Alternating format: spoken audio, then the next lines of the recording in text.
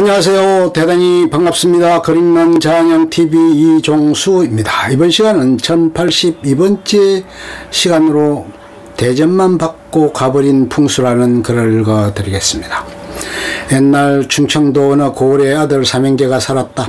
불행하게도 아버지가 돌아가셔서 장례를 모시게 되었는데 당시 풍습에 따라 좋은 묘자리인 명당을 찾기 위해 유명한 풍수를 초청하였다. 명당의 묘를 잘 쓰느냐 못 쓰느냐에 따라 돌아가신 부모에게 효도가 되느냐 안 되느냐가 결정되고 또한 후손이 잘 사느냐 못 사느냐가 결정된다고 생각하므로 풍수를 모시는 것은 중요한 일이었다. 그러던 중 유명한 풍수가 와서 앞으로 다시만 있으면 명당 자리를 잡아주겠다고 하였다. 하루는 풍수가 사랑방에서 쉬고 있으려니까 문이 열리면서 이 집의 며느리가 들어와서 절을 하였다. 자사님, 저는 이 집 큰 며느리입니다. 집안이 잘 되려면 맏아들이 잘 되어야 물이 흐르듯 아래로 혜택이 내려갈 것이니 장손이 잘 되는 명당 자리를 잡아주십시오 하며 보따리를 하나 풍수에게 건네주었는데 아마도 그것은 옷보따리인 모양이었다. 그런데 이튿날 저녁에도 사랑방 문이 열리면서 이 집의 둘째 며느리가 들어와서 절을 하였다. 지사님, 저는 이 집 둘째 며느리입니다. 집안이 잘 되려면 둘째 자손이 잘 되어야 아래로 위로 혜택을 줄 것이니 둘째 자손이 잘 되는 명당을 잡아주십시오. 그러면서 또 밭다리를 하나 풍수에게 주었다. 풍수는 기분이 더욱 안 좋았다. 이래서는 안 되는데 하고 생각하였다. 그런데 이튿날 저녁에 또 다른 며느리가 들어왔다. 이 집의 막내 며느리였다. 지사님, 저는 이 집 막내 며느리입니다. 끝손인 막내가 잘되게 명당을 잡아주십시오. 셋째 며느리는 이유도 달지 않고 자기에게 유리한 명당을 잡아달라고 부탁하면서 옷보따리를 내밀었다. 그날 저녁 풍수는 너무 기분이 나빴다. 큰 며느리 장손이 제일이라 하고 둘째 며느리는 가운데 손이 제일이라 하고 셋째 며느리는 끝손이 제일이라고 하니 누구를 잘되게 해주고 누구를 안되게 해주겠는가. 실로 난감한 일이었다. 묘자리를 쓰기에 따라 장손이나 끝손이 잘되게 하는 방법이 있기는 하지만 형제간에 서로 자기를 잘되기만 바라는 이기심을 보자 풍수는 마음이 아주 울적하고 또 불쾌했다. 그래서 옷보따리 3개를 그대로 쌓아두고 가버렸다. 아들 삼형제는 깜짝 놀라서 뒤쫓아가면서 여보시오, 지사님 내일 모레면 장례를 치르는데 지금 가면 어찌 됩니까? 거기 좀 쓰십시오 하고 소리를 지르며 쫓아가서 풍수를 붙들었다. 이렇게 모시러 왔으니 노여운 일이 있으면 푸시고 어서 집으로 돌아갑시다. 마상주의시군요. 물론 놀라셨을 것입니다만 당신네들이 나를 탓하지 말고 내가 있던 사랑방에 어서 가보시오. 거기에 모든 까닭이 있습니다. 당신 부인에게 물어보십시오. 저희 집 사랑방에 명당 터 잡은 것이 있습니다. 글쎄 가보시면 압니다. 안녕히 계십시오. 마상주는 불이 나게 집에 돌아와서 사랑방에 가보았다. 그런데 옷보따리 3개만이 놓여 있었다. 그래서 그는 자기 부인을 불러 옷보따리의 사유를 물으니 삼형제의 부인들은 아무런 말도 못하고 모두들 얼굴을 붉히며 방바닥만 보고 있었다. 설씨의 딸과 가실총각.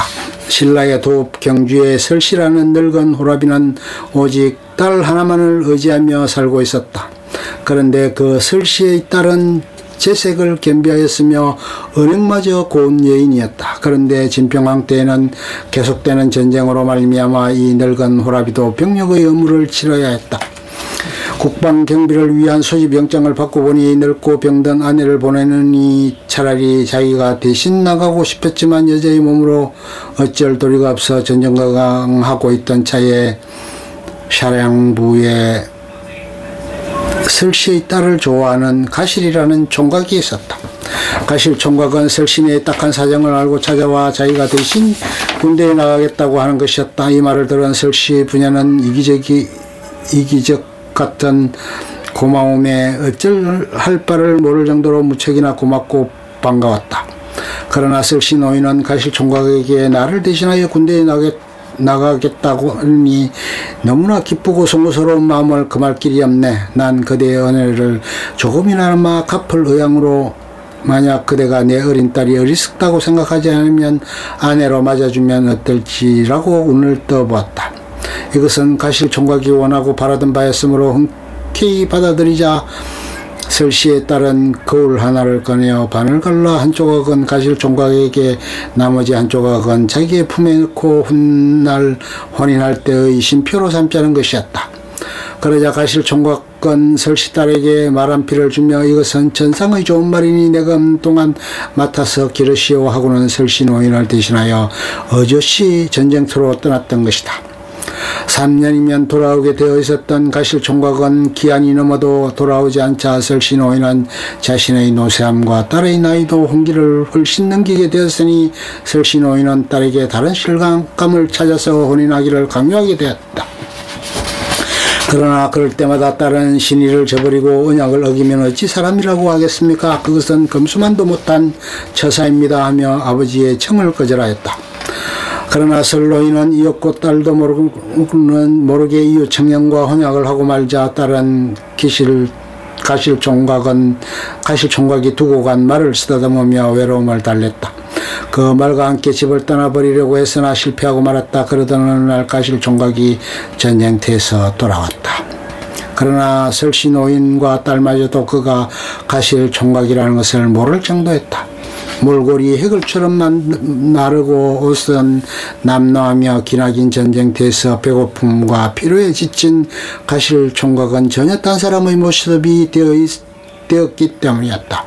그러자 가실 총각은 반쪽의 거울을 설씨의 딸에게 건네자 설씨의 딸은 그 거울 조각을 받아들여 자기의 것과 맞추어 보니 조금도 틀림이 없이 꼭 들어맞아 그때야 가실 총각이라는 것을 판명이 되어 서로가 기뻐하며 꿈에도 그토록 그리던 두 남녀는 정식으로 혼례를 치르게 되었다. 끝. 좋으면 좋아요, 구독, 알림 설정 눌러주세요. 감사합니다.